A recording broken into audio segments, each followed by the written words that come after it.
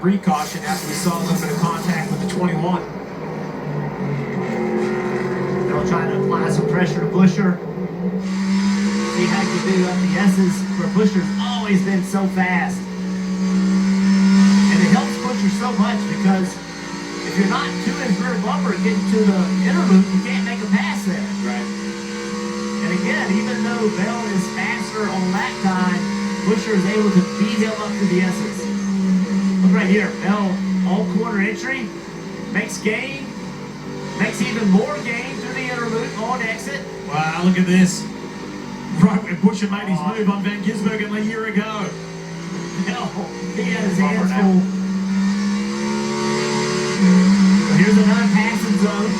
Busher's able to leave that corner with a lot of speed, so that takes away an opportunity for Bell. Gains on entry. Kind of breaks even on corner exit. Again, corner entry speed is better. Exit speed about the same, but not quite close enough to make a move. That drive that Christopher Bell put in at Circuit of the Americas in Austin, Texas earlier this year was smooth, was slick. Just the way that he's finishing here, he's 4 laps fresher tires than Busher. That makes a difference. Busher's hanging tough. You saw what Bell did right there, getting into turn 1. He just wasn't trying to make a pass. He was just trying to get in Busher's head, make him look in the mirror, Right. make him think about, I'm going to have to make a block here to keep him from passing me, hoping he'll make a mistake. He doesn't have a big correction at the start of the carousel. He's going to be way closer. I don't know if he got in the arrow wash, but he's right here. He comes out of this bus stop very efficient and low. See if he can get this timed a little bit better. Much cleaner time that time through for Busher. Top of your screen is SVG, clear track ahead. He wants to see this white flag hit. Last thing he wants to see is a yellow before. Well, it's a dramatically different final lap.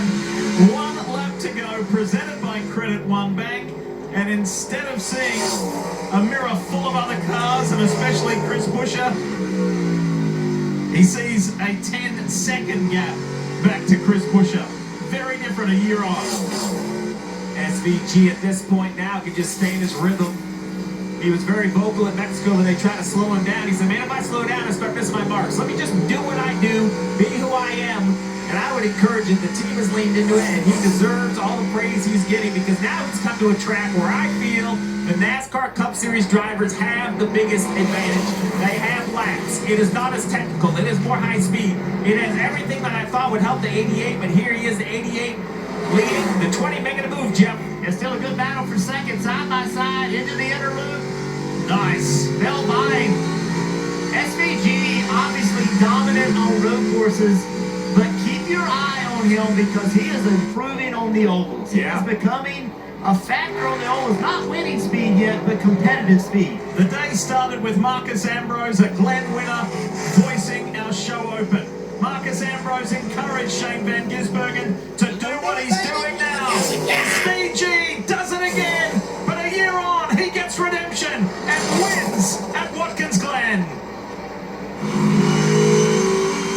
Terrific effort from Christopher Bell and the 20 team at Joe Gibbs Racing as Bell gets Busher on the final lap. Chris will finish third.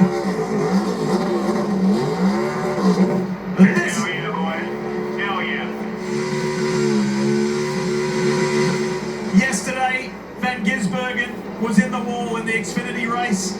Today, he's going to victory lane for the 4th time.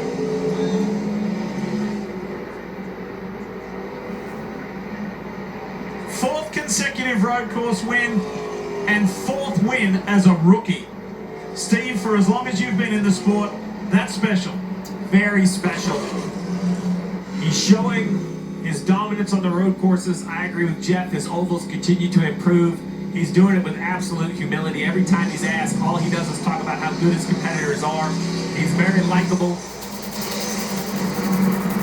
And just a world